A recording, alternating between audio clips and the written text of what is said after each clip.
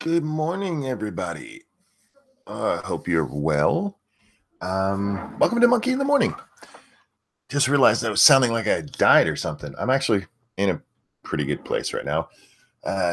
Slept decent last night. Went into my bed and there was this beautiful blonde angel laying there. And as cute as she is, she tends to turn sideways and kick me all night long. So I actually crashed in the bed here while Grand Monkey slept with Grandma last night, and I woke up to, Grandpa, you should come upstairs and play. So I did, and now we're here. I hope you guys had a good night. The the little one's running around somewhere, so she may make an appearance or not. But hi, everyone in chat. Hope you guys are well. We're gonna do what we usually do around here. I'm just gonna ramble until I have nothing left to say. That's not true. Sometimes I ramble even after there's nothing left to say. So we'll see how today goes. Good morning, Nuts. Good morning, Press. Tall person. I don't know how to say that. I'm just going to call you Psy. That's another Psy. Numbskull and Vanilla Bear. I hope everybody is well this morning. Today, of course, we're going to have to tackle the problem with the poo. But the first thing I want to tell you, this is a public service announcement. I have nothing to hide on my computer, so I never shut anything down. I never lock myself out of anything when I walk away from my computer.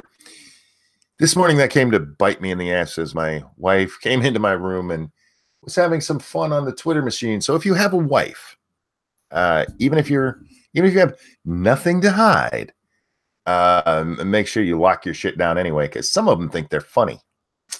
Yeah. No, I laughed until I saw what she sent to Scribe and Satsu in our private hangout, and then, of course, Scribe sent that out to everyone. Thank you for that, bud. Oh, God. That woman has a wicked sense of humor, and it usually falls on me. Okay, let's jump into this big story, because this is fucking retarded, and we read it last night, and man, the Simpsons producer confirms Apu is being written out of the show following controversy. Yeah.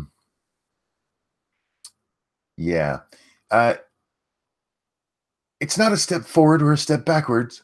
It's just a massive step sideways. No, it's a step backwards. What you've just done is given into some whiny motherfucker, by the way, who claims to be a comedian, whining about one goddamn character.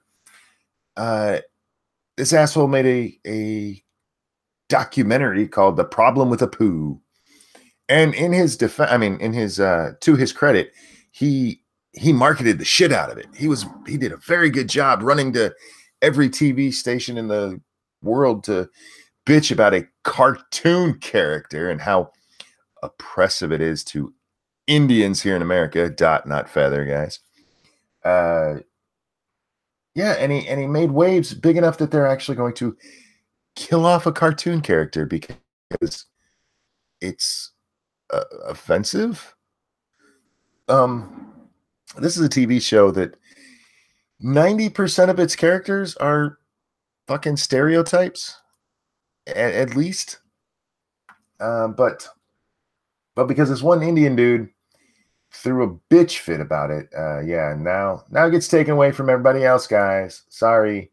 You can't have nice things when there's perpetually offended people out there. We have to. The Simpsons have confirmed that controversial character Apu will be cut out of future episodes. Controversial. Nobody said shit about this guy until the problem with Apu came up. What the fuck is that asshole's name? Let's see. I'm starting to get worked up here. That might be a good thing for you, but it's just going to cause me to have a fucking heart attack. What is his name?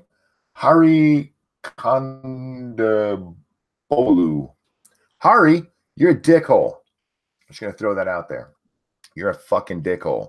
And I hope bad things happen to you. And by that, I don't mean that you die or anything. Actually, I hope you end up homeless under a bridge with nothing but an Apu shirt to keep you warm. Hang on, I need to cough. Sorry. Yeah, I'm never going to be able to pronounce his last name, so I'm just going to call him Hari the asshole because I think that is far more fitting. Good morning, Hammer. How are you today? Good morning, Monkey. How are you? I am well.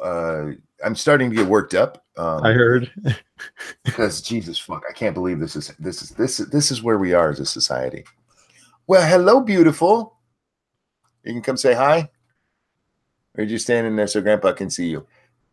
You look very pretty. Mwah. Grand Monkey? Grand Monkey, yeah. She's over in the doorway dancing with the door. She's getting ready to go to a safe Halloween thing. They do trick-or-treating in the park, and she's dressing up as Belle, and she's going to get herself some candy. Are you going to get Grandpa some candy? Yeah. Are you going to share with me? That's so sweet of you. I won't eat much. I'll only have like one piece. And you can tell me which piece I can have, okay? I love you. Okay. Now you're no longer worked up, right? That did kind of settle me down a little bit. It did. I'm not going to lie. You need to take a picture of her from behind and put it online so we can see her from, because I know you don't want to do face reveal, but a Belle costume, that's going to be adorable. She doesn't have, I don't have one of her in the Belle costume, but I've seen a picture of her from behind with the blonde hair. Oh my God, her hair is so blonde. Yeah, it really is. And that is all natural. And it'll probably change as she gets older, but because her grandma, her mom, and her all had the same hair growing up. I'm the only person in my family that kept my blonde hair my whole life. So many blondes, they turn into brunettes. I think it's sad. Oh, but I like brunettes. So do I. All my girlfriends have been brunettes. I only dated one blonde, and she was a bitch. I hope Grandma gets all the candy. She'll get a lot. Stop knocking on my door, Goofy. You can come in if you want to. Thank you, Pinkalo. Just call him Haji. Oh yeah, that'll go over well. Yeah. Just call him Haji. So they got rid of their stereotypical character just because someone complained. Yes, and I'm sure that person thinks really great things about themselves. Actually, I went to his Facebook, not his Facebook, his Twitter yesterday. As soon as I heard this story, to tell him what an asshole I think he is.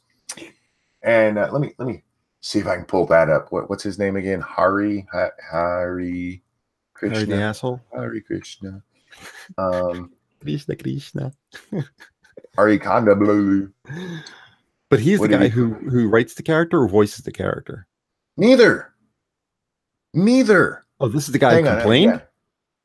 Yeah, this guy he tweeted out 13 hours ago. R.I.P. Apu.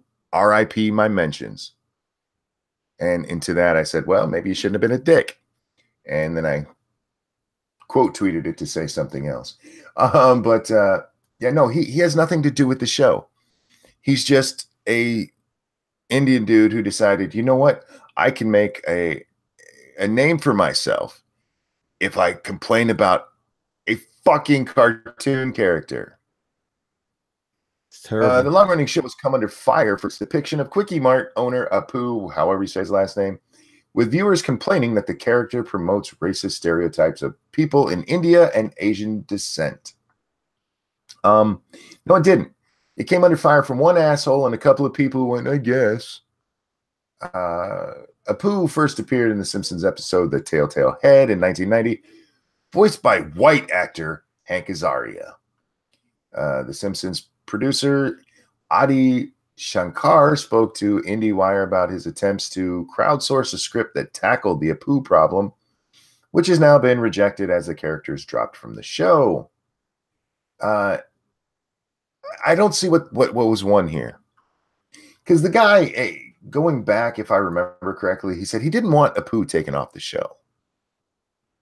Oh, thank you. There you go. Cryptic. Thank you for the donation. He didn't want the character Ganja, just voiced by an Indian. Now it's Ganja. Yeah, no shit. Ganja. Good job, dickhead. Yeah, so now his stereotypical character is gone entirely. Now, yes. Now Indians are not even being represented stereotypically. No, he's gone completely. I can't believe Simpsons. Isn't that the guy from the Orville? What the hell is his name? Uh, I Who see did? it all the time because I do watch the show, but I can't remember. Somebody write the name of the dude in the chat there, please. Because I don't remember, because I have a shitty memory. But yeah, I just love this. R.I.P. Apu and R.I.P. my mentions. You did it, dickhead. You're the only reason. Nobody else was complaining Seth about Apu. MacFarlane. Yeah. Isn't the Simpsons? Isn't that all Seth MacFarlane, or is that Family Guy? I'm thinking of. Family Guy is McFarlane. Matt Groening. Groening. I never know how to pronounce that. I know it. I've heard it said, but he's the Simpsons. I did see a great thing yesterday. Somebody said South Park should adopt Apu. I think that would be awesome. Seth MacFarlane wouldn't have backed down. He's very anti-PC culture. That's the reason why the Orville is the way it is. He did. He saw what Discovery was going to be and said, "No, we're going to do something better." I would hope that Family Guy would adopt him too. Is that still running? I can't remember if it is or not. I think this is so literally you just killed off a cartoon character, a beloved, because one dickhead was complaining about it. Everybody loved Apu. Well, that's the thing about the show. I mean, there are so many stereotypical characters in there. I mean, it's at least half the cast. That's the whole comedy point. Making fun of the stereotypes. That's the whole point of the show. Oh, she's blocking off the door so nobody can get in here. But what about when you go to get your candy? Oh, there she goes. Now she's getting out. Let's see. We have the Italian mafia guy. Yes, Nuts. I have my Streamlabs on. I turned it on just a minute ago. We have the Scottish dude who's angry all the time. It's just so many fucking stereotypical characters. But this guy came out the problem with the poo, and with that, he complained about how stereotypical it was. But then said, his only real problem was it wasn't voiced by an Indian. Right. Well, is the stereotyping okay if it's a real Indian who did it? I feel like that has nothing to do with the stereotypical nature of it. Yeah, Cletus. What about Cletus? He's a great character. It doesn't change the character. No, it doesn't. Who voices it doesn't change the character. So was he objecting to? People from Indian descent don't have enough jobs in Hollywood? You know what he was objecting to? The fact that nobody cared about his fucking career. And he finally found something to bitch about that people would pay attention to. Thank you, Earl Walton. Hey, Monkey, glad to see you finally embracing your inner beast of burden. God damn it. I suppose we're going to have to address that, aren't we? Okay. I don't have much more to say about Apu except for fuck Hari Krishna over there. He's a douchebag, and I hope he ends up homeless with nothing but an Apu shirt to keep him warm. That's not true. I'm not homeless. How about he can have a Lego house? There you go. We need to address something, y'all. Damn woman. I'm gonna share screen here, y'all. Uh-oh. I don't know if you can read this. It says confession time. I like little ponies. Sometimes I run around. Oh, sorry. I like pretty little ponies. Thank you. Sometimes I run around on all fours pretending to be one.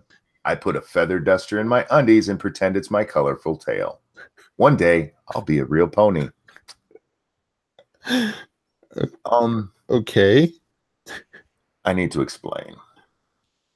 I have nothing to hide on my computer, so when I walk away from it, I don't, shut anything down. I don't have any special lockouts for my Twitter. Everything is left on so that when I come back and sit down, I'm ready to go again. Well, I was upstairs playing with Grand Monkey, and Lady Monkey came down to get ready for their day today. And that is a tweet that she sent. That is actually a private message that she sent to Scribe and Satsu in my name. Which Scribe was kind enough to share with the world. Oh, Lady Monkey. Oh Lord. That's my woman. That's your girl. Oh my God. Do cripple horses have training wheels to prevent them from falling? I don't know, Mr. Adam. I really don't. Were you playing pony there? Oh my God. You know what? There's no fighting it. She got me. She got me, y'all. She got you good. She actually sent me a message. I didn't know Scribe would share that. I'm like, really? Really? Oh, the opportunity. Couldn't pass that one up. Right, of course. I would have done it. You would have. I can't blame anybody for that. That's my fault. And now see, this is what I learned from this. Thank you, James Colley. Monkey is a brony. # monkey is a brony. God damn it. Monkey's a brony. It's my fault. So what I've learned is even if you have nothing to hide anyway. And that's what I will be doing from now on. Just locking this shit out. And then my password's going to be stay the fuck out of my account, you crazy bitch. No, not bitch. I would not call my wife a bitch, except for playfully. And thank you, 3-sided coin. Scribe sharing DMs without permission. Egats. Well, in fairness, he didn't really do that because that is a chat for me, Scribe, and Satsu. It's actually where we share our links every night for the Lords of the Night. He didn't share me saying stuff. He shared. He may have been, he could argue that he was letting me know that my account had been compromised. And thank you, Jaeger Pony. Welcome to the herd, monkey. This isn't going away anytime soon. It's probably not. He's not. The only actually surprising thing there is that it took her that long to do it. Because like I said, I never locked this out because I have no reason to. She can go through and read anything she wants. What's up, baby girl? Are you just goofing with the door again? Don't look at it. Don't look at you? Are you gonna tell him what you called him? What'd you call me? I don't know. She's behind the door hiding. Dude, what the F timeline are we on? I have to be careful because there's a baby in the room. Mwah! She's trying to slam my door because that's funny to her.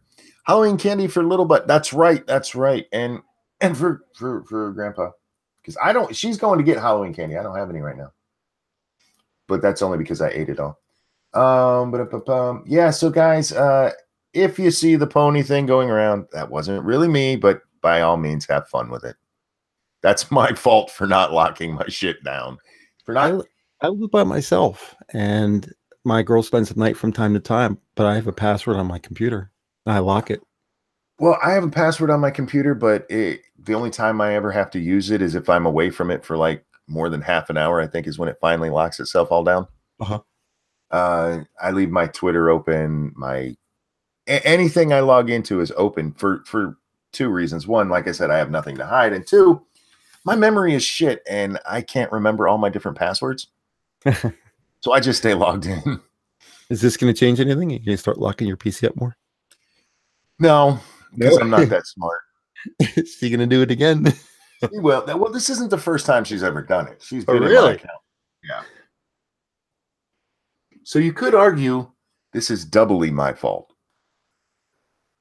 I was living in Virginia. I have a house in Virginia as well, and I moved up to Pennsylvania, and I have people living in my Virginia house paying the mortgage. I used to live there, and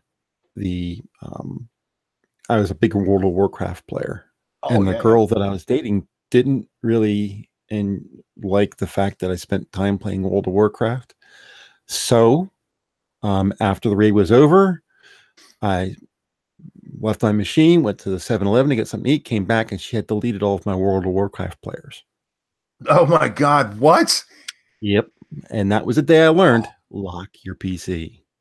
Now, I was able to get a hold of Blizzard and get them all back, but yeah. My wife did occasionally jump on my character and, pretend to be me for a minute until people like, that's not him. But she also played with us, so, it was part of the group. Never, you don't erase people's characters. She didn't want me spending time with the game. She wanted me spending time with her. But I should have known that. As a grown man, you got to know that women are. But no. Well, we didn't stay together much longer. I would imagine. So, Let's see. I can't make fun of bronies. Pat is too cool, and he'd probably stomp me out. That's right. Don't forget, Pat is a brony, y'all. Although Pat's not like one of those weird bronies. He just likes it because he watches with his daughter. People knew that it wasn't Monkey because she played well. No, Mr. Dax. I actually played very well. And for those of you going, how do we know that that's not really you in that tweet? You can go to my timeline and see my wife. What the hell was it that she wrote? Hang on. Oh, she wrote other messages besides that one? Well, yeah, she actually tweeted out in my name. She tweeted out, somebody is far too trusting. Hashtag hacked by the wife. I didn't see that. When did this happen? This happened about an hour ago. Oh, really? Yeah. So I see that's the one I saw and I thought, haha, no big deal. And then my messages pop up and I have a new message. I'm like, what the hell?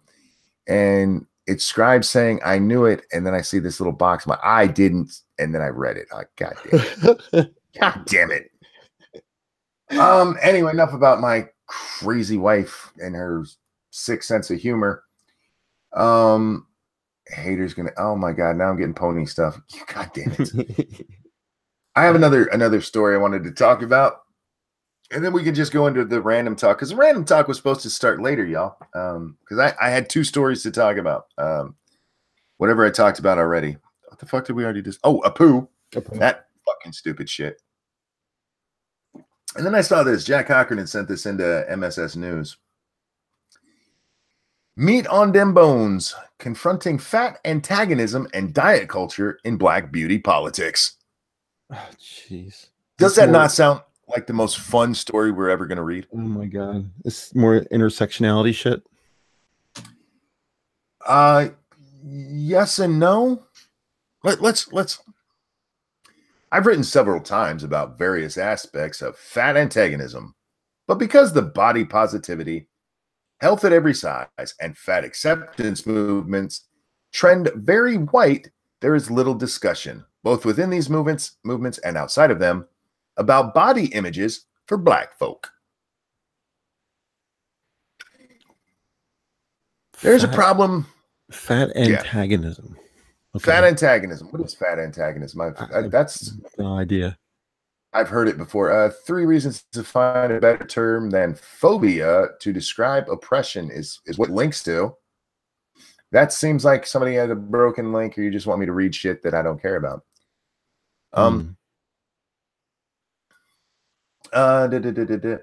That's a problem for several reasons, mostly because I've been having a lot of feels lately, and I have few spaces I can go to talk about them.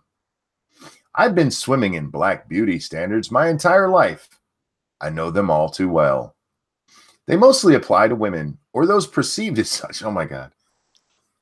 And include large, perky breasts and a slim waist, standard for white women, but also a perfectly round, prominent ass and large hips and thighs, not too large, of course, straight hair, curly's okay as long as it's not kinky coily, bodies that aren't too small because we reject the violence of white supremacy's expectations of Black bodies, but not too big because low, fat people, light-skinned, light brown if you're lucky. Y'all know what I'm talking about. Bitch, I just read that and I have no idea what you're talking about. I really don't. I have no idea what he's talking about. I know that you're upset about your body, that you're Black, and you blame white people. That's all I got from that. The only thing that I've noticed lately when it comes to beauty standards, and this is a generalization, Black women do seem to have larger butts. Maybe that's just, I don't know, genetics or whatever, but I've noticed that white women now have gotten into, I don't know, are they exercising or what are they doing? But white women have suddenly gotten into the whole huge butt thing. I don't understand it. Ex Bubba Hotep, thank you. Only mistake Lady Monkey made, saying you run around on all fours. We all know you can't do that. Let's press on here. There's been a tiny sampling of articles and essays that address the harmful nature of these standards and fat antagonism in Black American culture.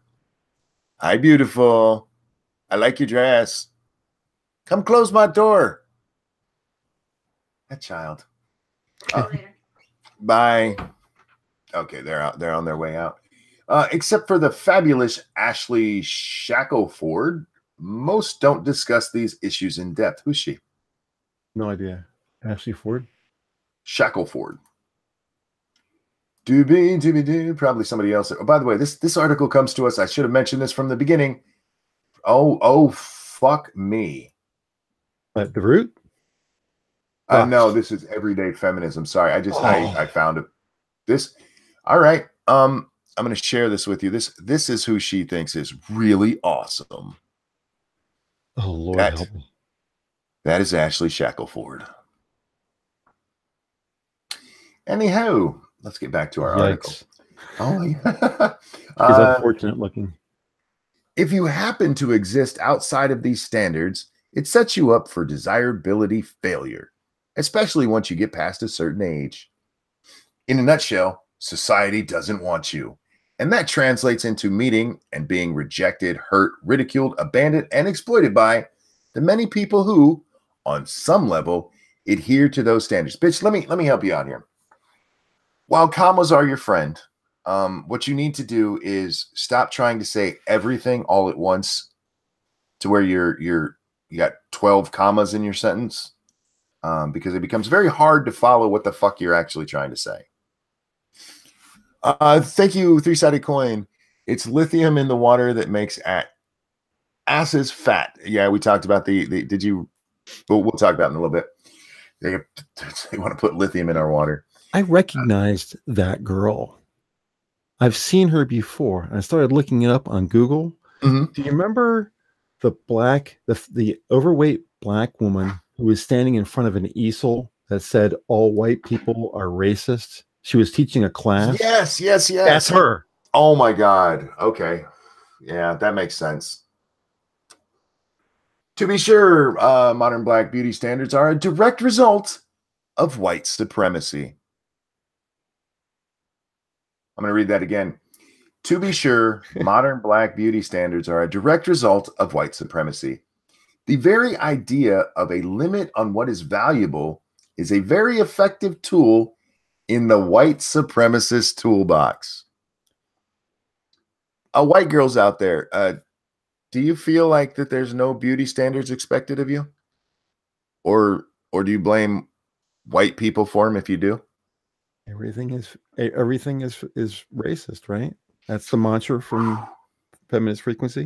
I mean, that's Anita, right? Right from her own mouth.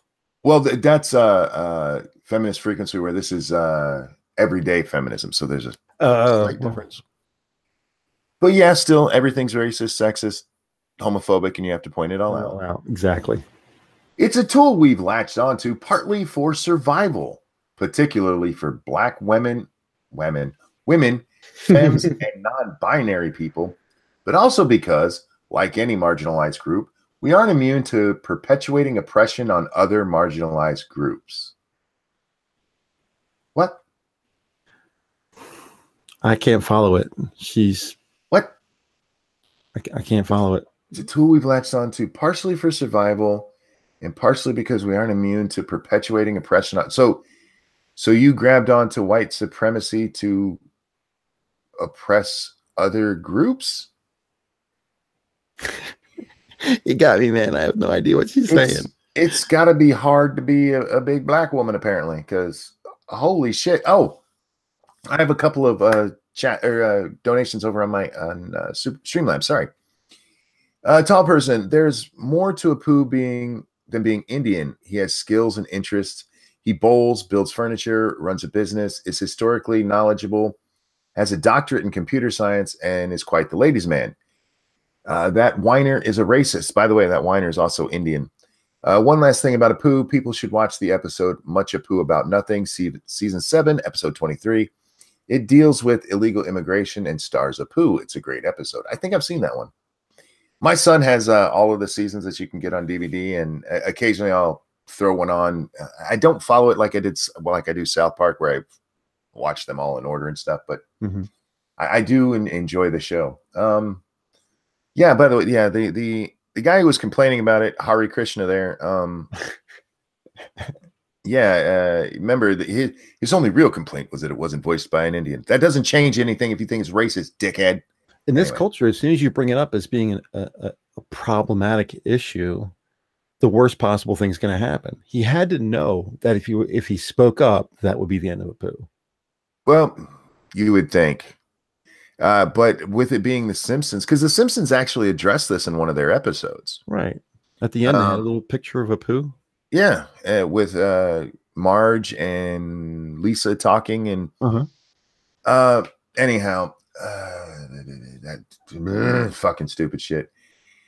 Let's get back to crazy black woman who's oppressing people here because of white people. How fat antagonism shows up in black spaces varies, as it does in the larger culture. Does she mean okay? A few examples with explanations of why these things are problematic or downright oppressive follow below. Okay, you ready? Here come our examples. It's your place of worship. New Year's commitment to weight loss resolutions. The diet industry is a billion-dollar industry because it relies on what most researchers already know. For the overwhelming majority of people, approximately 95%, according to most sources, diets, or whatever you call them, don't work. You know why diets don't work? Okay, we've been over this before. You can't just change how you eat until you lose weight and then go back to eating how you were eating when you became a fat ass. You know why? Because you're going to become a fat ass again. Right. You have to go on a maintenance diet. Yeah. Most of what these things say when they say diets don't work, they always go, well, because people get fat again. Yeah, they get fat again because they don't stick to it. If you stayed eating like that, you'd stay skinny like that. Stop blaming the diets because you're a fat ass. The idea is to go on a diet that's going to lose the weight. And then once you're done losing the weight and you're at your target weight, then you go on a maintenance diet, which means you don't go back to the way you ate before, or else you're going to be a fat ass again. But they blame the diets for that. They blame the diets for that because I lost 10 pounds and then I started eating donuts all day again and I gained 40. Well, yeah, because that's fucking stupid.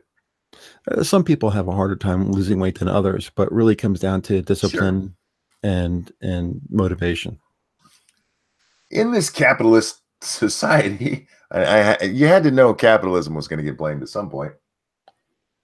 In this capitalist society, if most of us could lose weight and permanently keep it off for life, the diet industry, which includes weight loss programs, specialty foods, and much more, would have died a long time ago. What? Oh, man. What? In this capitalist society, if most of us could lose weight and permanently keep it off for life, the diet industry wouldn't exist if people could just lose all the weight and keep it off forever. Kind of a the fuck are you talking about? There'd still be diets. They just wouldn't be for losing weight. The fat black woman's breaking my head. In a fat antagonistic culture where people are promised happier lives, better looks, better sex and relationships, and professional success if they'd lose weight, the diet industry has a revolving door of customers who would happily continue chasing the dream of being one of the few who actually gets and stays slim. Is there really a diet industry?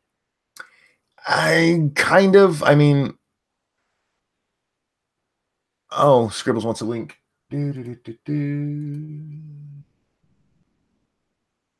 Oh, somebody else hit me up for a link. Who I will get. I see your request, and not today, but I will have you on another day if you want to come on. Because Scribbles, I'm just sending it into the same one where my wife told you I'm a pony.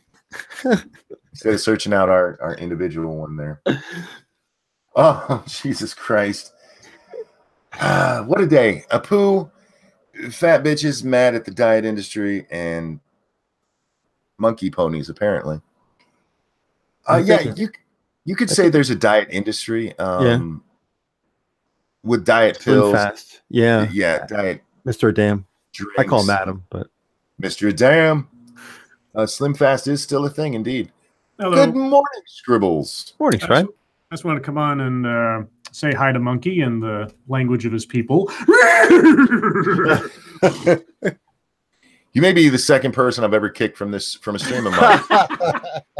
No. How you doing this morning, bud?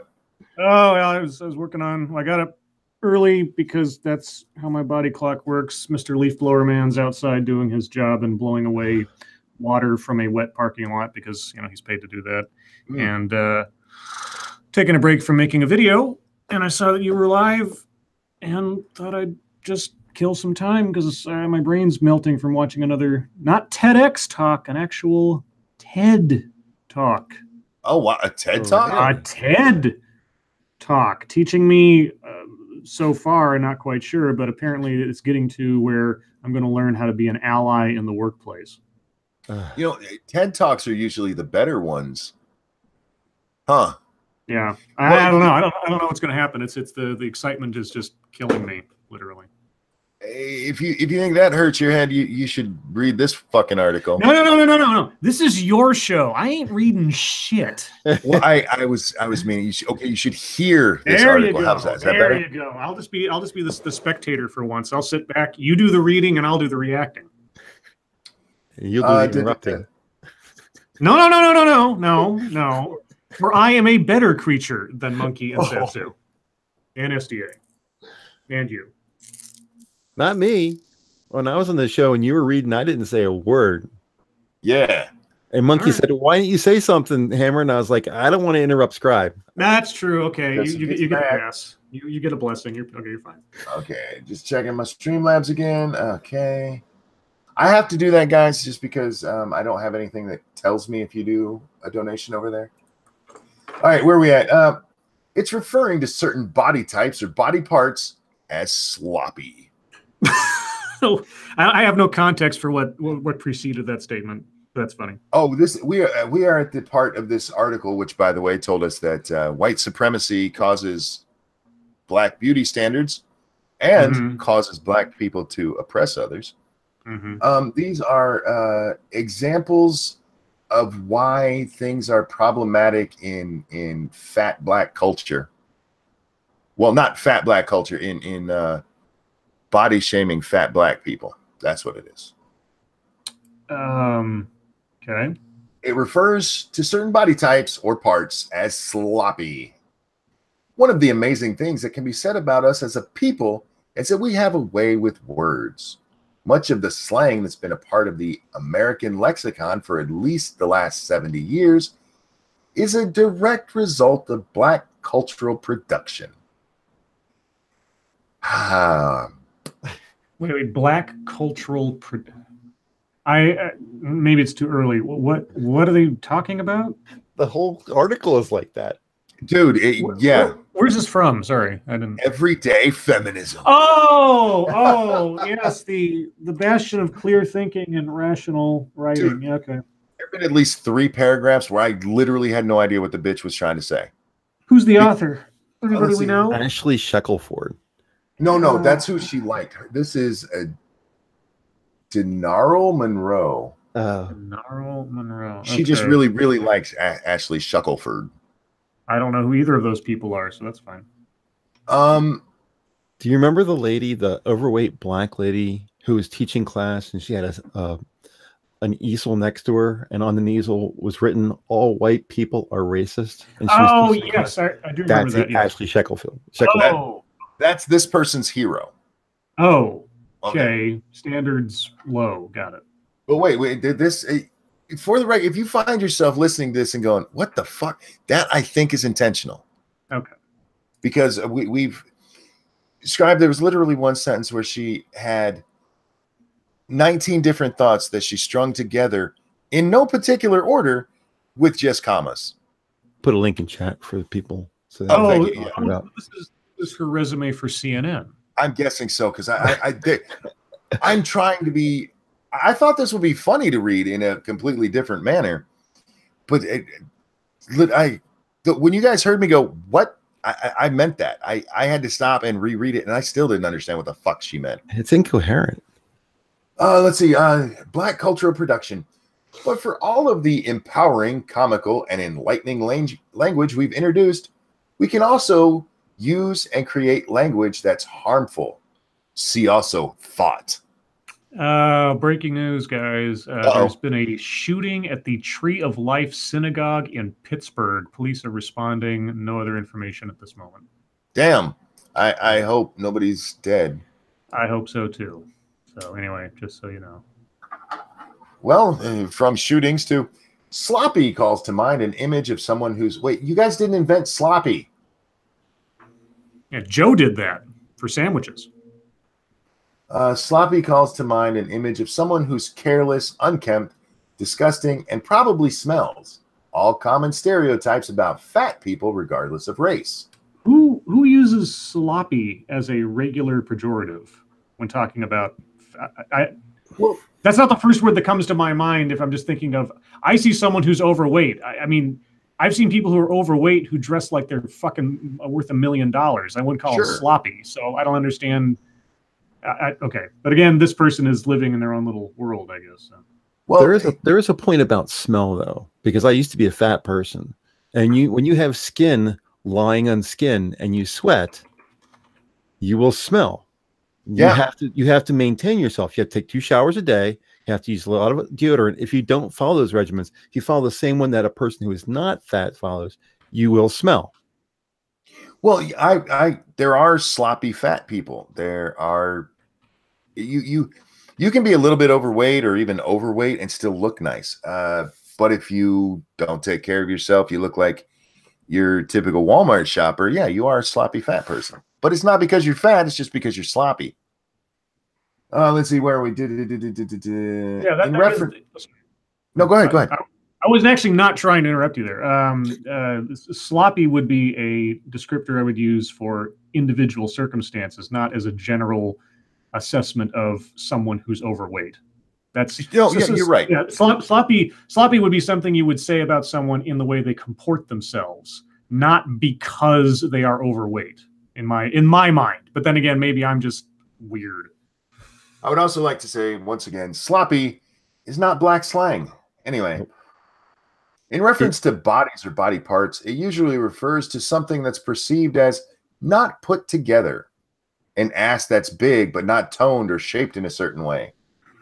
Have you ever heard of a sloppy ass? I've never heard of that. Only if they haven't wiped. That bitch got a sloppy ass, yo. Looks like a sloppy Joe.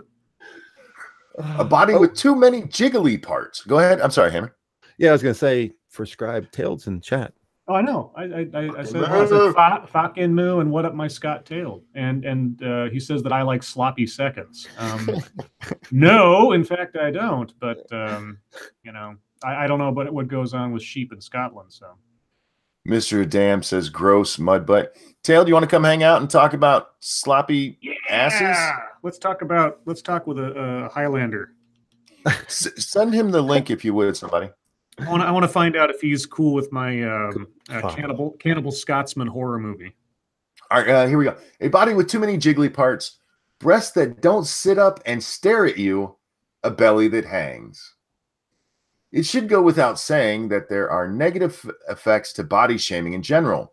But the fact is that in a fat antagonistic society where fat people are marginalized and slim thick people are privileged, the shame of fat bodies has real systemic consequences beyond interpersonal exchanges of hurt fifis.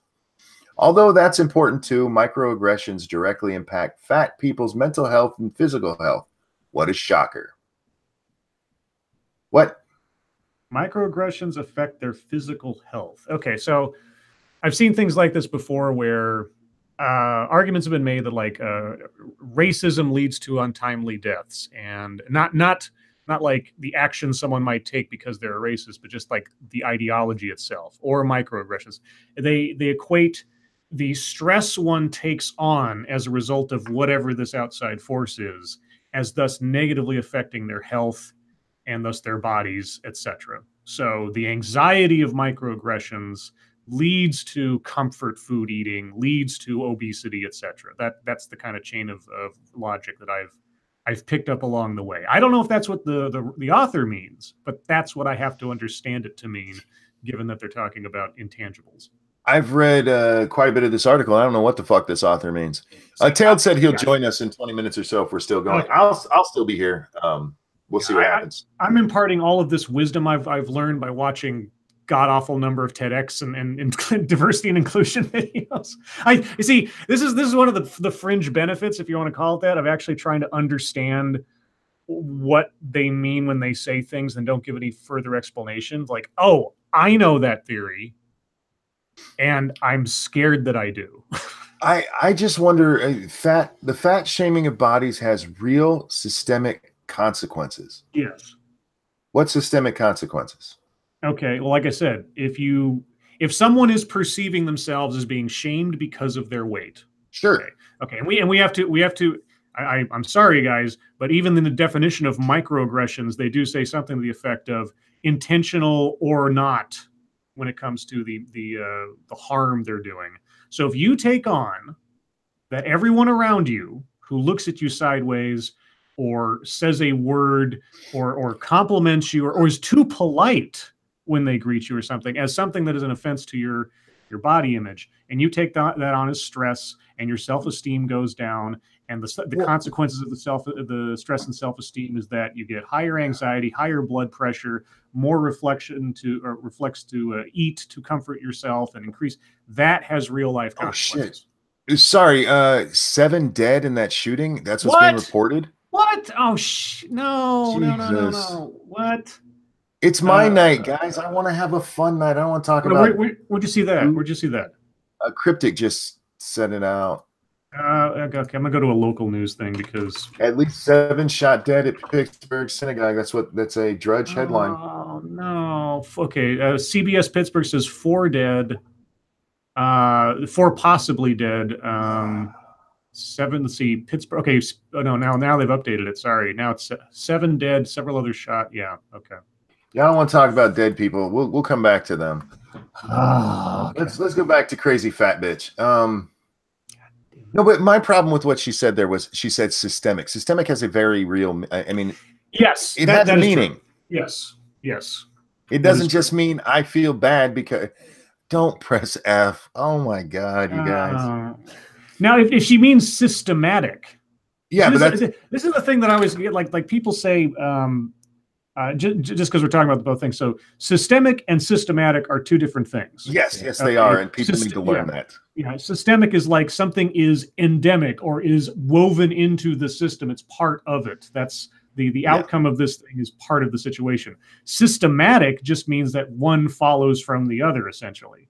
The other thing I always love is when someone says white supremacy. And sometimes, given the context, I can't tell if they're talking about a racially supremacist ideology or just the fact that statistically there are more white people in this population versus others. That simply equates to white supremacy because of demographics. I don't know if you caught it, Scribbles, while we were talking about this, but she does blame all of this on white supremacy. Oh, you mentioned like way back. Yeah, it's white people did this, even though the black people's slang helped.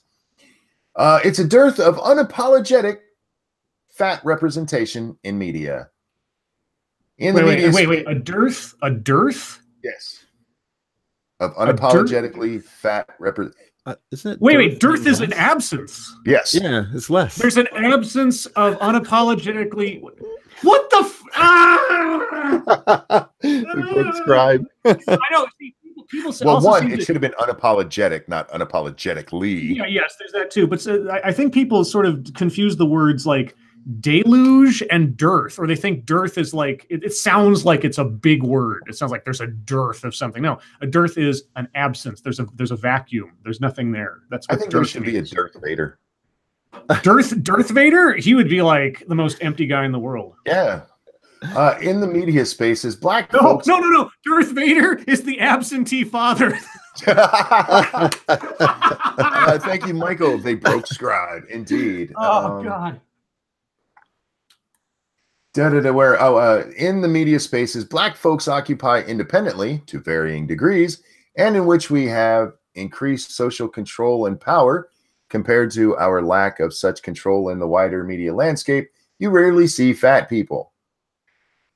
This is something she does. Scribe, I'm going to make you read this one tonight. Just because she uses commas and parentheses, and she doesn't use them very well. That's Scribe abuse, you understand? When fat people appear, we're usually regulated to the best friend, the comic relief, or for Black women, a maternal or even mammy figure. Did you just go to mammy? Really? Or the head of a crime family. I don't think that helps. The Sopranos don't help? Okay. And or like the star of the show, Roseanne. Oh, wait, that doesn't help either because she's a racist. Well, this is for just Black people in Black media. Oh, okay. And she says, and she's quoting here, not all here. We know there are examples of Black cultural production that include Black characters, storylines, and themes that are inclusive of fatness and treat it with respect and dignity. You probably started naming them as soon as I started calling this shit out. Raleigh? P-R-O-L-L-Y. Yeah. Okay.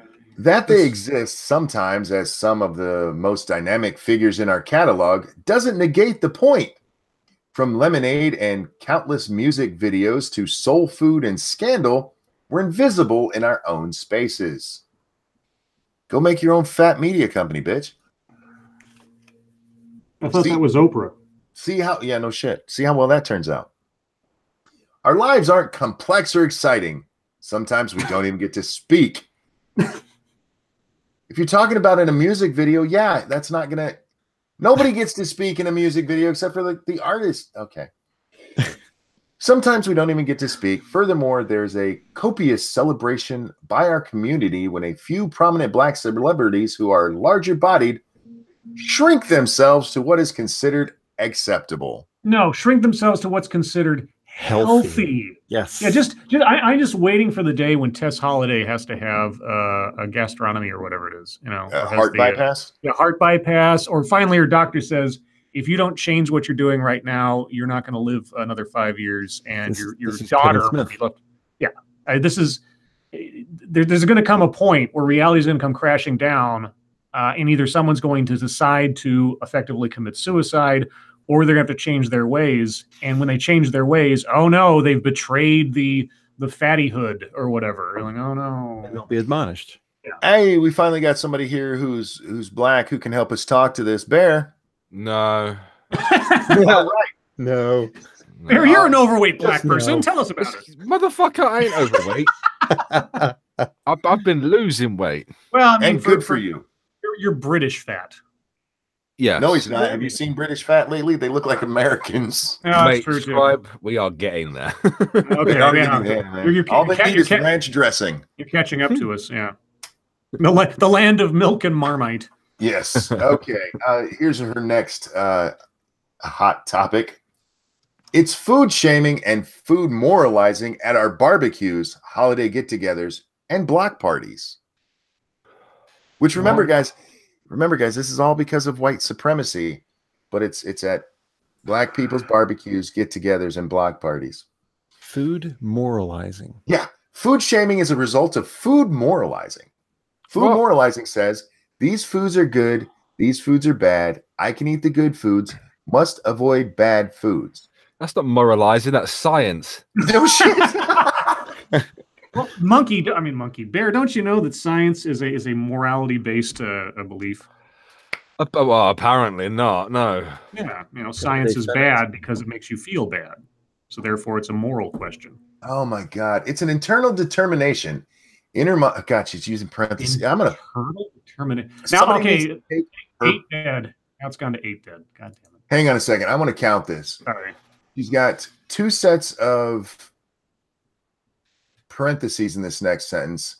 1, 2, 3. Okay, she only has 4 commas in it. It's an internal determination, inner dialogue as we create grocery lists, make a trip to the market, or look at a restaurant menu that's heavily dictated by external forces, culture, family and friends, media, the healthcare industry, etc. How can they so blatantly not see the negative health effects of obesity? How could they not make that? Are doctors lying? Hammer. Salad is white supremacy. Well, how do anorexics look at themselves in the mirror and see fat? They can't see anything. What? Anorexics aren't blind by what?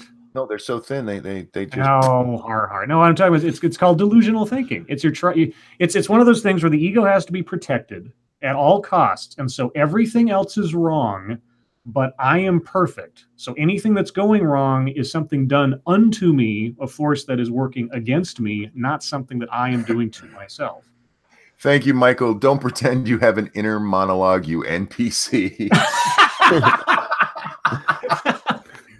Well played indeed. Oh, nice. Oh God, food shaming is an interaction with other people or oneself in which we scold, correct, or even berate a person or oneself for making the wrong choice based on this labeling of food as bad and good. When bad food is consumed, we often think of ourselves or others as bad. Think, for example, about the diet culture language of cheating. Well, when you're on a diet to lose weight, it is cheating if you eat something that's not on that diet. Yeah. But when it comes to, I've never heard anybody go, look at that skinny dude over there eating cake, fat bastard.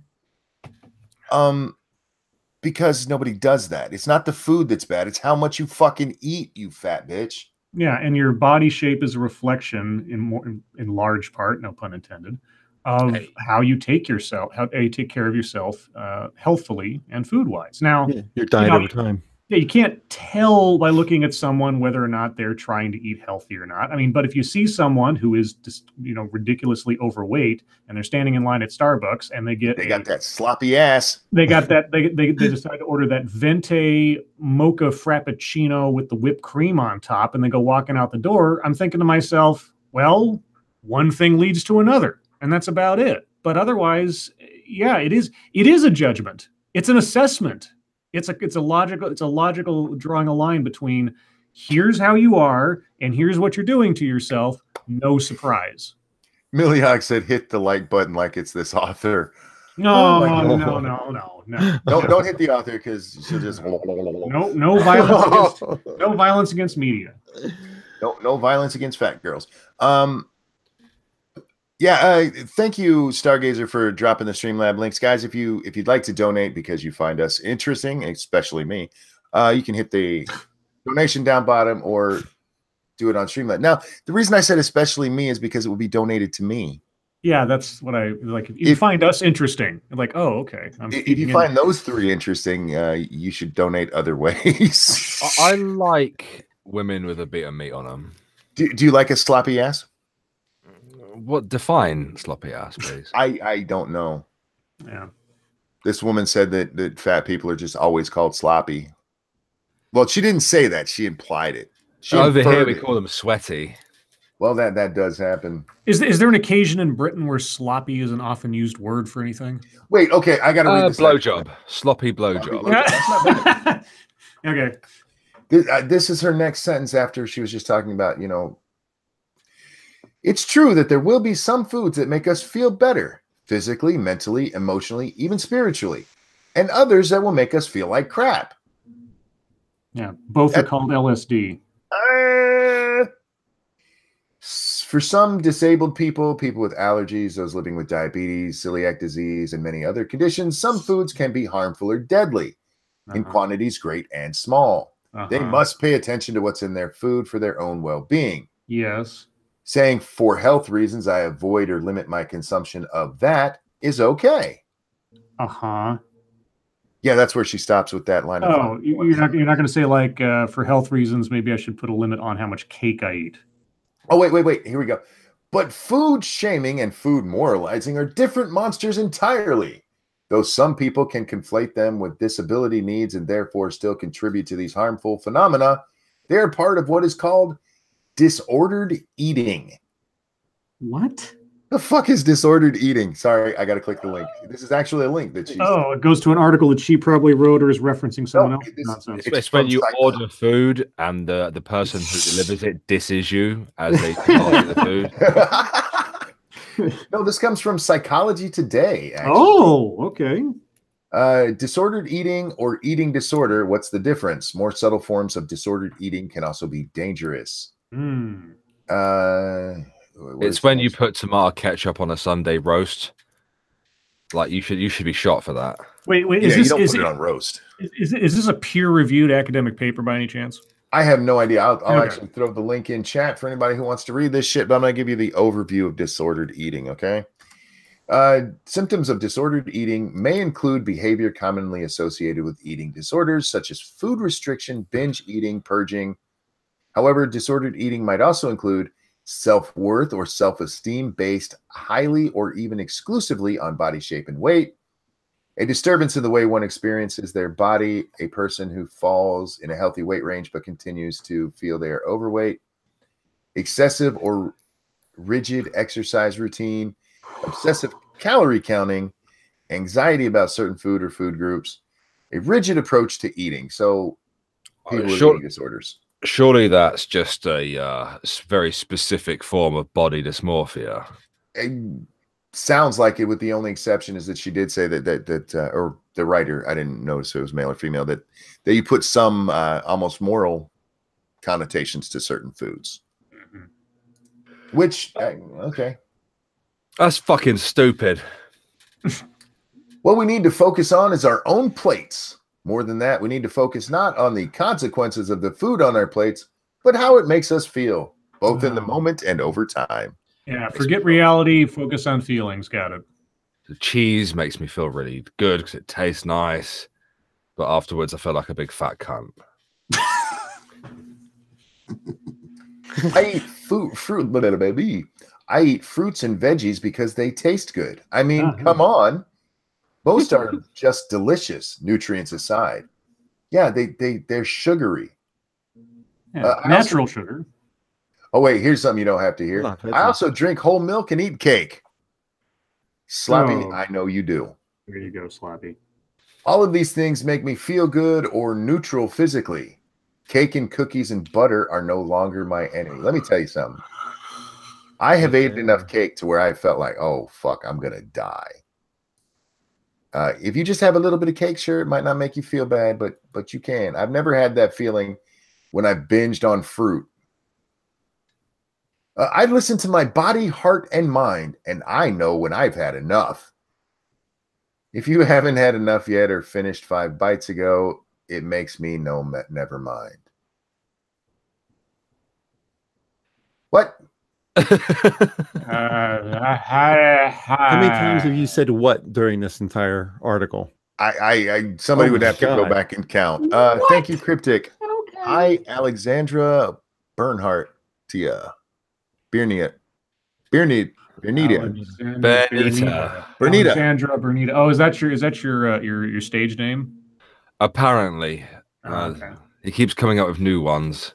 Right, now that you've read it, can I now delete it? No, it's Monkey Super Shit. He's read it. Well, he deletes everything Cryptic says about him. I deleted one thing that Cryptic said about me. No, you deleted one thing he said in Super Chat about you. You've deleted other things he said about you, haven't you? No. Oh no, that was comedy that you were doing the other day. Never mind. Yeah, my bad. That's standard practice across the internet. Oh my god. This goes on for so much longer. Let's skip to this line that I just saw. Y'all will probably hate me by the end of this. Oh, sweetie. Why didn't you say that at the top of the article? It didn't take that long. Let's see. It's the it's expecting fat people, particularly those of us who aren't men, to dress for our size in a world that already limits the fashion we have access to. No, they don't limit the fashion you have access to. It just only looks so good up to a certain point. Yeah. If you want to wear stretch pants over your belly apron, go ahead. I will not be enticed by you. Often we hear people talk about which clothes look flattering or even slimming for a person of a larger size. Yeah, and who talks about that the most? Women. Yeah. This article can be boiled down to people don't find me attractive, therefore I find the world wrong. Well, the problem that I'm having is she hasn't tied it back into how this is white supremacist. I don't care about it. She could, if she'd cut those out, at least it would just be ramblings of a fat bitch. Well, no, Monkey, you see the fact that she mentioned it at the top of the article and she just merges down into the rest of this stuff, that's intersectionality. Let's get to her last point. That's what happens when the fat people roll on things. Oh, it gets better. I've been reading ahead. This gets really good. Maybe that's why maybe her fat fingers just keep accidentally hitting that fucking parenthesis. I know those feels, man. I know what you're probably. Oh, go ahead. I'm sorry. Like my body, I'd say I'm not fat. I've got a dad bod. I'm losing weight as well, but my hands are like fucking double cheeseburgers, man. Well, I can't help that they're so fucking thick, dude. When I showed the picture from my daughter's wedding, the first thing Scribe commented on is, "How big are your hands?" No, first you asked about my legs, and then. That's right. Yeah, your legs are really, really thin, and I was like, but then I looked at your hands. I was like, holy cats! I got giant hands, and when I was a little bit bigger, my fingers were. Imagine trying to type with those fucking things. Anyway, sausages. The personal impact of this mess. I know what you're probably thinking. This is bullshit. But remember, a fat person is telling you these things are true. Oh. By the way, guys, fat people never lie. And everything they say is accurate, even if they don't think they're lying. Is it peer reviewed or pear reviewed? Oh. Well played, my friend. Oh, Come on, Scribe. You enjoy it. No. It's fine. That's good. That's good. I mean, when I groan, sometimes it's in pleasure. Oh, Roger that, sir. Because of fat chicks? Yes, Mikey guy, you got me. You got me, Brony. Scribe, oh, fuck you. Scribe like some sloppy bitches. They're my own and others' personal experience and political knowledge. What? Where was politics in this? What? They're also based on facts. Check the links. So you need to hush and listen to the marginalized person in the digital room. Also, internalized fat antagonism is a thing, just like internalized anti-blackness. Internalized anti... So is that like a colorism? Yes. Okay. Or misogynoir. Misogynoir. Except for colorism is actually a thing. What they're describing is the real thing. This is this bitch making shit up because she's sad about being a sloppy fat black bitch. Exactly. If I didn't lose you in that last paragraph, hear me out. Oh, sweetie, you lost me so long ago. The points I've made only scratch the surface of fat antagonism and diet culture. Fat antagonism? Yes. Fat antagonism. James Bond villains have taken a bit of a downturn, haven't they? The points I've made only... Oh, yeah. There are many great activists, culture creators, and thinkers who are talking about these issues. Oh, Ashley Shackelford, as I mentioned before, is just one of many people doing this work. Yeah, she's a great thinker. Yeah. What was her sign? White people are racist? All white people are racist. Yeah. All white people are racist, yeah. Addressing the harm caused by black beauty standards, specifically as it relates to fat antagonism and diet culture, is essential if we're going to get all the way free. All the way free. Oh, fuck. Because they're only a percentage free right now. They have to get all the way. They're 99% fat free. Oh. Fantastic. Black beauty standards. Stop saying fat antagonism. You've just 3 fucking paragraphs in a row. You've said in a row. Whoops. Freudian slip there. You've said the same goddamn thing. The same fucking thing. Oh, donation over on the Streamlabs. Thank you, Cryptic. Delete this, Alex. You dirty car shitting quarter black bear. Wow. Yikes. The fuck? Aggression. What did you do? Come out from the fucking chinky today. Oh my God. Earl Walton, thank you. Speaking of internalized anti-blackness, what do you guys think of the new Dr. Phil girl? Oh, I made a video. You did a video, didn't you, Bear? I did, yes. I don't know who this is. Bitch is a fucking troll, dude. She has to be. That, or she is a very media savvy person.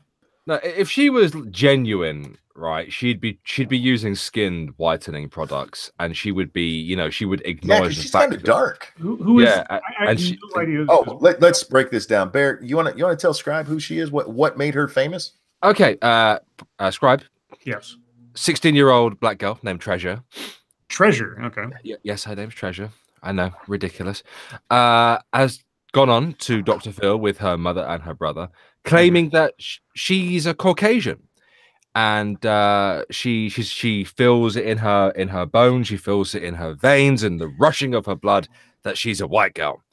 Okay. But not just that. She doesn't just think that she's a white girl, that she has like white people hair, white people nose, white people ears, white people features in general. But she hates black people. Yeah, okay, so it's not a matter of like, I believe in my heart I should be white. It's that she looks in the mirror and she sees herself as white and hates black people. So she says she's delusional and transracial. She's delusional and racist. Yeah, she is racist as fuck. But sure. It's hypothesized during the 6 episodes that she has 6 episodes. Well, you know how that Dr. Phil channel is. It'll put it into clips. Like, okay. 6 4-minute. That was like 6 hours of this. Oh no, I don't think I could take it. But yeah, I mean, there are people in there that hypothesize that she's got like this disassociation, body dysmorphia, but I think you need a bit more than that to wake up every day, look in the mirror, and see a white person when you're as dark as you are. Okay, either she's completely insane, or she's got Punky Brewster syndrome up the yin yang, and she has to be the most special person on the planet. What's more special than something that's that racially charged, just as the nature of the beast? That's crazy. Faithless, just another self-loathing whitey SJW. Like the video is ridiculous. The way she says a lot of things seem really overplayed. Like she even gets the KKK on speed dial and puts them on loudspeaker and shit. Like fuck off. This a 16-year-old. Yeah. Okay. Yeah. She just realized how "Catch Me Outside" girl became famous, and she's doing the same thing. And like one of the things that really gave it away for me is in one of the episodes, Dr. Phil points towards a very successful sort of upper middle class black lady who sat in the audience, who's like a life coach and stuff. And so she sort of gives her opinion, gives a spiel, you know, a sort of very educated guess on what's wrong with this young lady. And then the Treasure refers to her as a hood rat.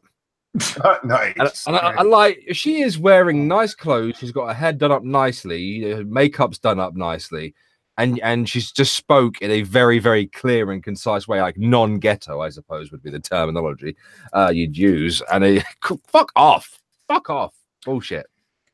Real quick, the death count has moved up to 8. We will get to that story here in a few, guys. But I want to finish with the fun stuff, which, by the way, Old Grouchy Gamer earlier said, if you put 3 paragraphs on a roll, she'd drown it in barbecue sauce and eat it in one bite. You're not wrong. This next paragraph is really good too. I'm waiting for you to get to it. Yeah. I got to get back to where she said the same thing over and over again. That was there. Yeah. While only fat people and darker skinned people and people with Afrocentric phenotypes experience systemic oppression, no one is immune from harm in a culture that polices and shames what and how we eat, how and how often we move our bodies, the brownness of our skin, and the sizes and shapes of our vulvas, labias, dicks, tits, asses, hips, lips, noses, thighs, and waists. What the hell? This lady really needs to get some therapy. She has more internal issues than the world is externally affecting her, honestly. Thank you, Cryptic. On my way to buy a bearskin rug. I'm being oppressed by China. Woman, I need that lighter. That was the only working one I had on me. Thank you, Zoran Zero. Good morning, guys. I heard the MAGA bomber was caught. Your thoughts? Good vibes out to all. Hopefully he was working alone. From what we know, he was working alone. He's a fucking lunatic. That's my thoughts. He's a fucking Florida man. Florida man, yeah. Oh, did you guys see that this guy 2 weeks ago? Well, that's another thing we'll have to talk about. But 2 weeks ago, he threatened somebody on Twitter. And the person reported it, and Twitter said that doesn't violate our terms of service. But just yesterday, they had to come out and go, whoops, that actually did violate our terms of service. We don't know how that slipped through. Yeah, we'll come back to that. Michael, thank you. This bitch needs some lithium. Oh, yeah, put some in the water. Need some lithium in her water and maybe some diet pills. We can't reject white supremacy without rejecting fat antagonism and diet culture. Period. Intersectionality. I'm empowered as I write this, but many of those old insecurities began creeping up on me about a month ago. I know most of y'all saw the New Edition story on BET. In fact, we probably watched it 10 times by now. Don't lie. I heard of it last year, but it only began to look forward to it about a month before it. What?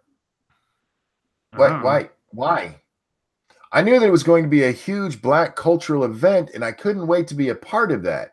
I had childhood and teenage memories of watching the 5 Heartbeats and the Temptations. My whole body was ready for a new experience. What I wasn't ready for was a new crush that wasn't really so new. What? I discovered the gargantuan talent that is Elijah Kelly about a decade ago.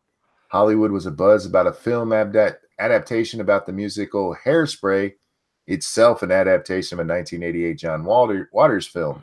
While not the star, Kelly was a standout performance, and if you've watched the film, it's easy to understand why.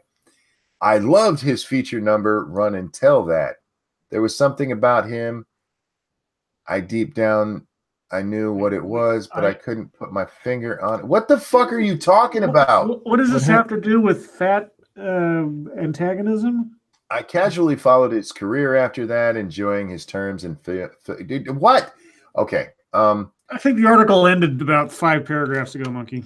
Wait, no. I want to just type gibberish here. Congratulations. You succeeded. Everyday feminism. Yeah. Okay, I don't know what the fuck this still goes on for quite a while, guys, but I'm done with crazy bitch. So guys, don't call fat people sloppy. It makes racism. I don't know. Call them fat cunts instead. My God. Okay, look, I get that everyday feminism isn't like an actual publication where you got an editor who's going to go, no, this is just shit.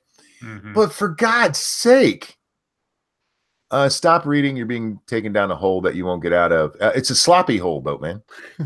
Monkey's not that fat, dude. I'm not. I've actually lost quite a weight. I'm like 204 right now. Nice. Yeah. Congratulations. Her blood sugar dipped and article died. Oh, that ain't right. That's a diabetes joke, y'all. Okay, so blind. We'll bring you on as the female that sound as there's a shooting going on, Monkey.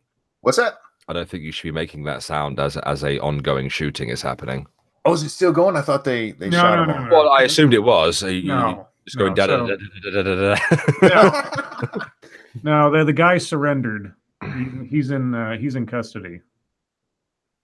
He surrendered? Yeah, apparently he shouted when he ran in there. Yeah, he shouted so the report is he ran into the building, shouted all Jews must die, and started shooting. He's killed 8 people. He shot at least 3 officers in the process, and he surrendered and has been taken alive into custody. Do you think David Hogg will come out and tell us he's Jewish? Can we please confirm the whereabouts of where Sinatra says is right now? Oh, yeah, this was in his state. Sinatra, yeah. What you been doing this morning? And also Gutenberg. Isn't Gutenberg in Philly? He is. Hitler. Oh, he's in Philly. He's not in Pittsburgh. He could have drove. Cryptic, the racist Chinaman, donates $5 to me, says, stop being racist. I'll stop being racist when you stop it, motherfucker. Fucking rice queen. That sounded racist. Yeah, just to go over this article real quick, guys. 8 people have been killed, a number of others injured. They haven't given us the actual... You said 3, right, Scribbles? There's a breaking news thing from AP saying at least 3 officers. Okay. Police official suspect in custody after fatal Pittsburgh synagogue shooting. 3 police officers also shot. Now, it doesn't say that they're killed, but they have been shot in the process. I don't know yet. When officers arrived, the gunman reportedly shot them, forcing officers to use their vehicles as shields. Oh, man. The shooting happened during the weekly... I'm going to fuck that up. Is it Shabbat? How do you say that? Shabbat services at the conservative Jewish synagogue. The building was... Oh, fuck, man. Fuck off. Stop. Just stop. I hate people. I fucking hate that. I hope you get the gas chamber. We don't even have that anymore, but I've seen that on Faces of Death, and it doesn't look pretty. And I hope you have to go through it. That's a bad way to go. But he hates Jews. Yeah. That would be the perfect way to kill him if he hates Jews, right? Yeah. Gas the Jew killer. How about that, motherfucker? Oh, snap.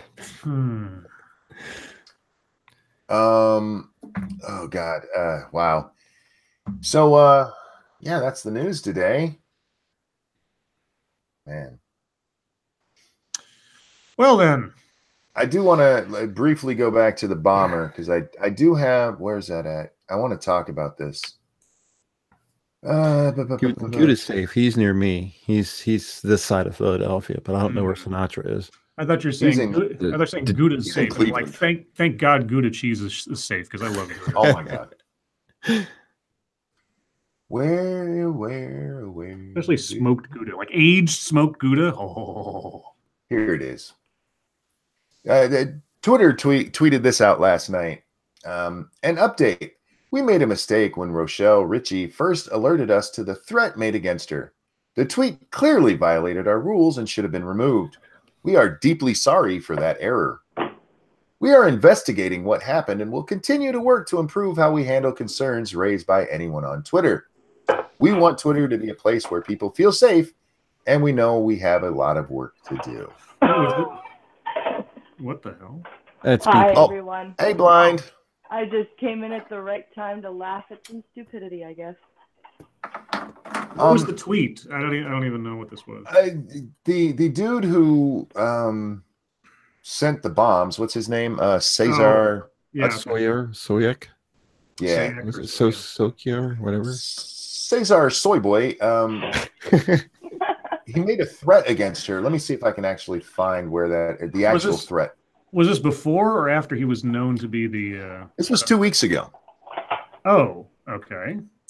She's a political commentator. I don't know where apparently she's been on CNN before. I am not endorsing her as a person or anything else that happened in that Twitter thread, because we'll get to that in a minute.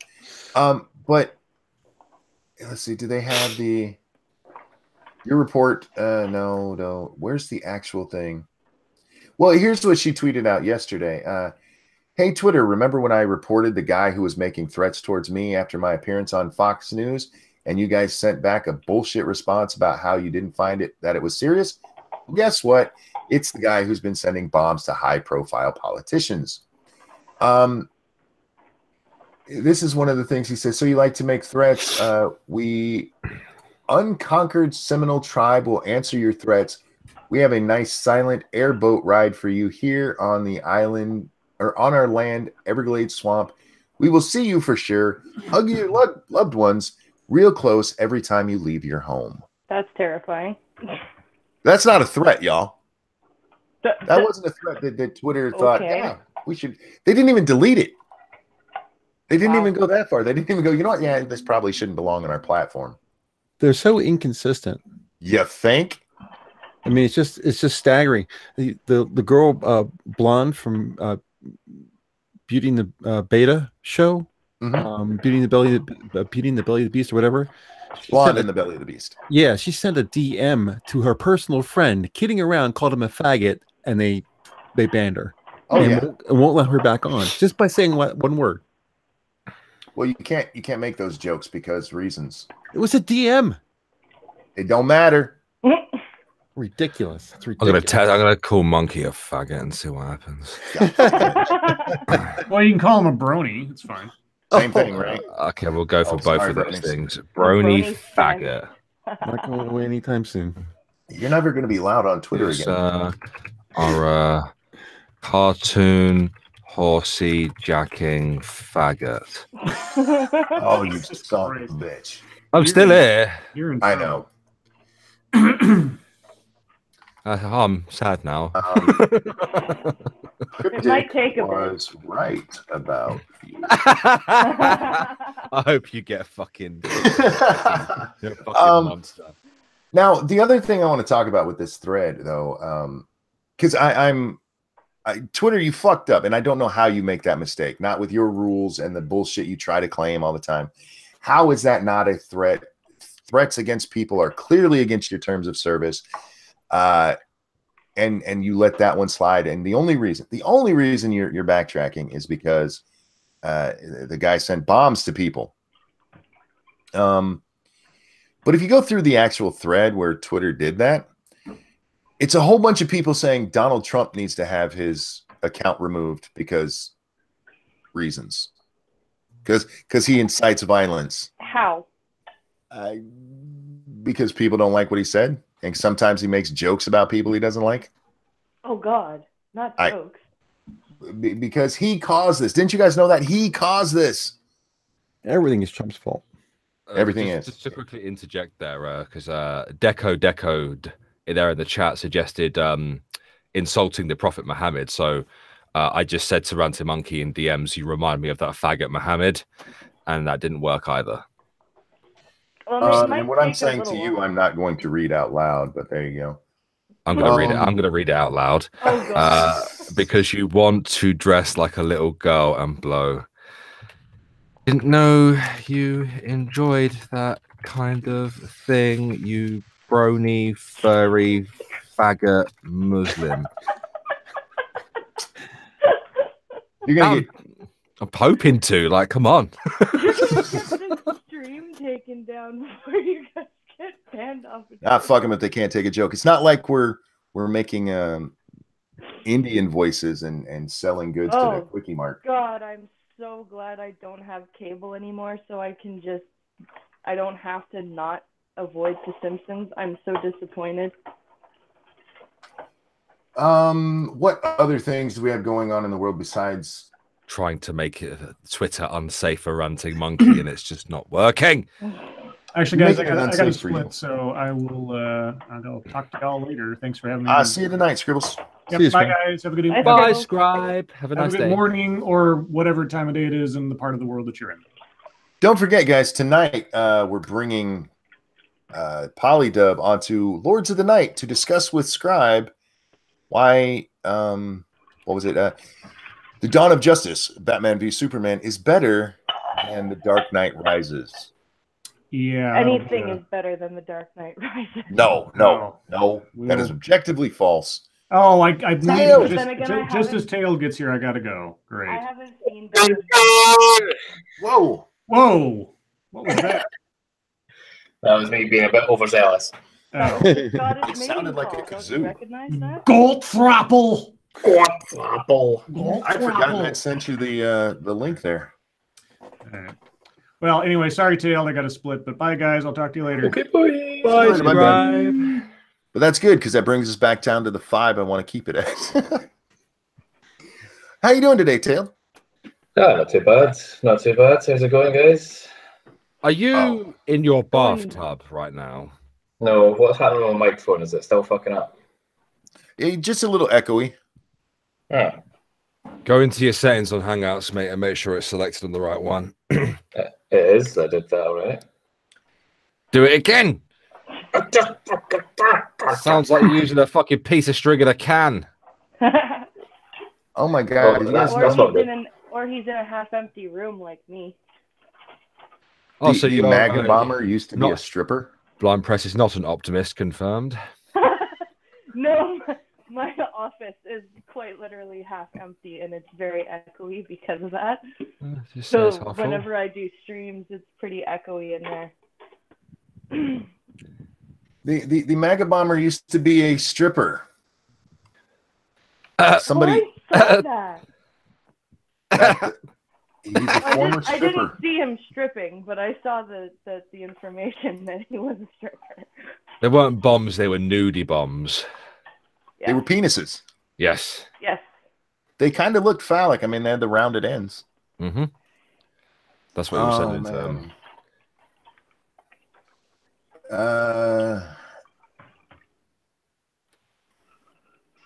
Valentine said Sayak did strip shows after failing to achieve his lifelong dream of becoming a professional wrestler. Ooh. Oh, wait a minute. Yeah. Wait.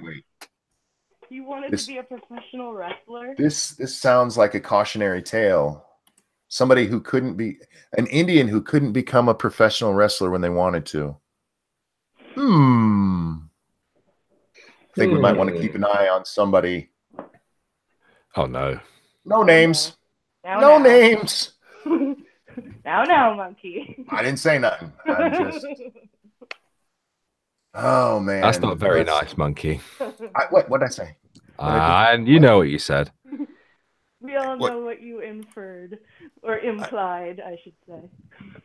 Why does this sound fake, ranting? It's not. It's part of this dude's history. He's. Let's see. Let's go through what we know about the man. He was 56, taken into custody on Friday. He's an avid Trump fan with an interest in bodybuilding who says he's a member of the Seminole tribe. The Seminole tribe of Florida has disavowed him. I'm shocked. Shocker. He's been kicked out of his parents' home and was living in his van. I'm sorry, wait. 56, kicked out of his parents' home. I feel like that's an okay time to kick him out. He better have inherited that fucking house and had lost it financially. Because if he's 56 and living with his parents still, that's kind of sad. Let's see. In the 1990s, Sayak traveled the country and worked as a male stripper after failing to become a pro wrestler. 4 additional suspicious packages were discovered Thursday and Friday, bringing the total up to 14. Yeah, we saw about Steyer, Harris. Okay, yeah, so nothing else we know. He was a Seminole Indian. They disavow him, which doesn't seem out of the ordinary. I mean, if I was them, I'd be like, nah, we don't know that motherfucker. Did you see pictures of the van? I did, yes. All covered. Maybe that's why the windows were so covered. He was living in there and he wanted some privacy. I just don't know how that van was street legal. Get some fucking curtains. Yeah, there you go. But you couldn't see out of any window except for the windshield and the driver's side. Literally everything else was completely covered. Weird. Florida, you need to get your shit together. Don't let people drive around in that. That's dangerous. Stripper with a suspicious package. Yes, indeed.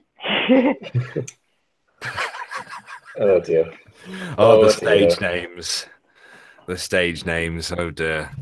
But yeah, I when I first started driving, my first motor was a van, and I got pulled over by the police for having a fucking bit of paper stuck to the inside of my left side window. So I'm surprised he didn't get pulled over. It wasn't a parking ticket, was it? It was not a parking ticket. I have to share this.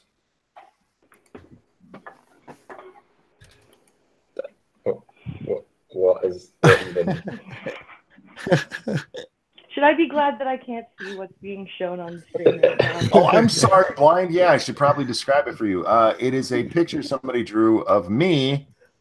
The top half of a monkey, the bottom half of a horse. Oh dear Jesus Christ! ranting centaur monkey. That's terrifying. Who sent you that? Did you miss all of that? Yeah, evidently.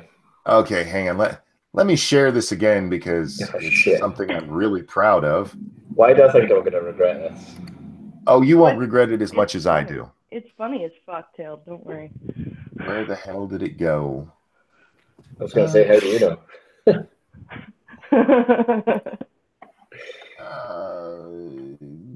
I didn't respond to it directly. Okay, I know. Scribble shared it, so I'll just go to his timeline. Asshole. What are friends for, Monkey?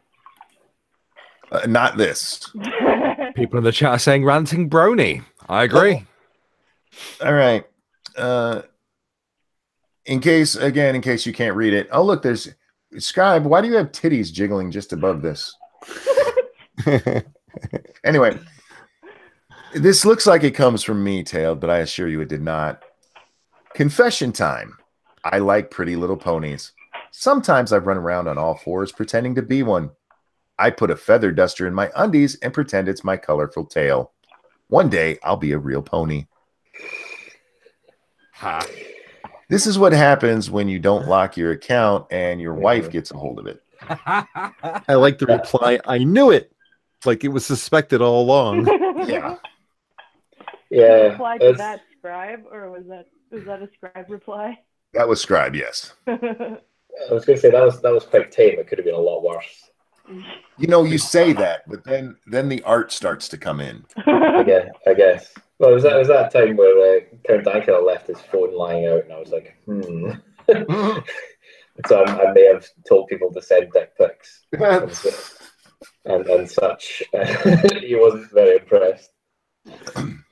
Yeah, for once I'm happy with my small reach. Blind Rambler says yet another reason not to get married. Indeed. Lady Monkey, if you're listening, please get next time you get into Monkey's Twitter account, please change his Twitter banner and avatar to that of the Welsh flag. Irish, you bitch. Welsh. And Welsh. And if you could tweet out saying that you're finally admitting that he's Welsh and has an affinity for sheep. That would be pretty good. I can't believe I'm retweeting this, but it's funny. So well earned retweet there. Adam, who did you draw that or did someone else? Adam is a artist, so okay, it could very well be him. Well, it didn't seem to be retweeted from anyone else, so I was assuming it was from him. I just want to be sure. Give credit where due, if that's how I actually want to say it. Hey, I managed to get on the show somehow. And that's going to be the last time, Mr. Adam. No, just kidding. No. We'll have to bring you on sometime for that. Let's see. What do we have going here? What's this? Send me dick pics. I love dick. I'm so gay. Love me some yummy dick. That's what you did to his count? I did. Holy shit. Oh, my God. Yeah, I got off easy. Yeah, you got off easy. Look how many replies there are. Oh my God! Yeah, there might be a reply from him saying "fuck you, tail teacher." Oh yeah, I was just seeing that in chat. I'm just glad that in order for Pincalo to have to do anything like that, he has to first turn off the voice on my phone, and he has to do that by telling it to turn off, so I can hear him. Oh, nice. Well, I was upstairs playing with Little Butt when she decided to do the whole brony thing. Oh, yeah, that's true. Well, and in fairness to her, she did that in a private chat, and Scribe shared it. You dick. Publicly, all she did was say that I was far too trusting, which apparently I am. Oh, my goodness. Oh, what a world we live in. What a time to be alive. Oh, Monkey, I've decided to take you up on your piece of advice. You should. I did try to do it today, but there was just nothing to fucking talk about earlier today, man. Like, there was nothing. No, dude, that's why you need a hashtag, because when I run out of things to talk about, guess where we go? Yeah, I went to Twitter and it was just a bunch of shit. Like, American Twitter was shit, British Twitter was shit. See, if you've been awake, British Twitter was mostly shit. Shitty shit. Shit. Shout. Shite. Pish. What is pesh? Pesh. Fucking pesh. If something's not very good to call it pesh. We just say it instead of piss a lot of the time. Hey, Tal, have you seen that clipped video of this chick who describes every word in the known English language for vagina?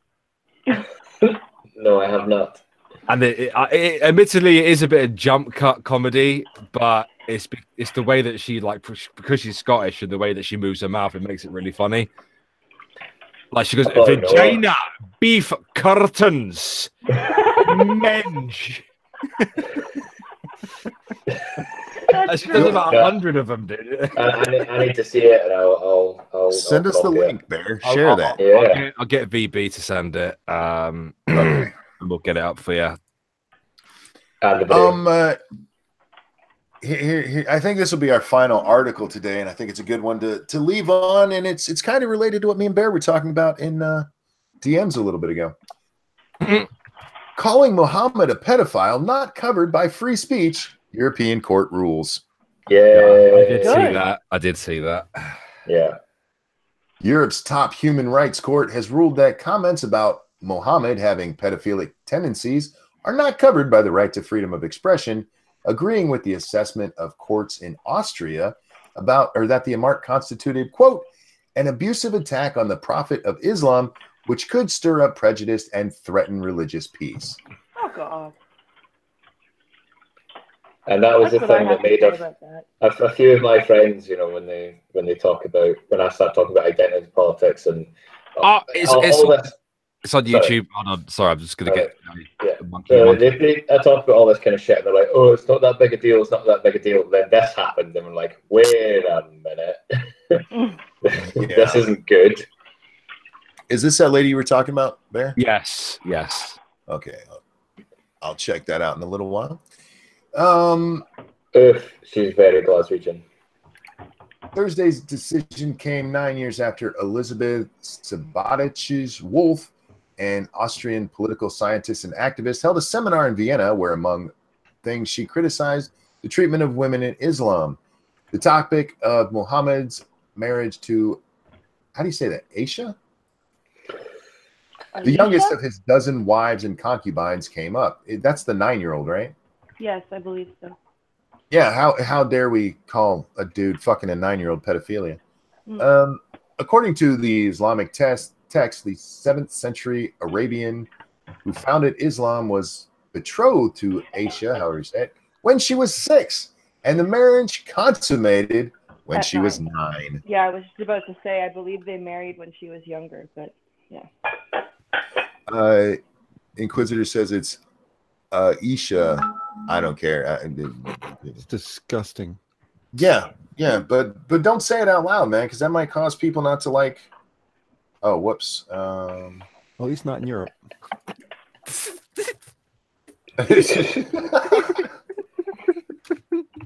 So I just finished watching. I hear giggles. What's going on? I just watched that video there. Sorry, monkey. She's so Scottish. Lady Garden. Lady Garden. She's very Glaswegian. Holy shit. Badly packed kebab. Okay, so you guys can see what these two are giggling at. So that link in the chat. There you go. But yeah, don't call a dude who had sex with a 9-year-old a pedophile, because that can stir racial or religious hatred, y'all. Well, then maybe the founder of a religion shouldn't be fucking 9-year-olds. You would think, or at least somebody should say, you know what, I don't agree with them fucking 9-year-olds. Bear giggles are adorable. I love when Bear just starts giggling. But when he gets broken, those are my favorite times. If you guys haven't seen those, when something just really funny comes up and Bear can't stop laughing for like 10 minutes, it is awesome. It's not awesome, man, because like all the veins in my the veins in my face all burst and shit. You get all red faced, I bet. Yeah, and I can't breathe, and I'm crying at the same time. You should have heard me on the Lords of the Night when Scribe and Monkey were singing their birthday, and Scribe was braying like a donkey. Oh, I was crying. Wait a second. This chick has 107 subscribers, but this video has 106,000 views. Yeah. That's insane. Oh my god. You know, I feel like piss flaps is a good penis fly trap. Yeah, that was a new one for me as well. Yeah, as was the notorious VAG. And that one. Stench trench. Oh, man. Oxwound. The wizard sleeve. The wizard sleeve. Meat wallet. That's one of my favorites. Yeah, I'm gonna have to share that on Twitter.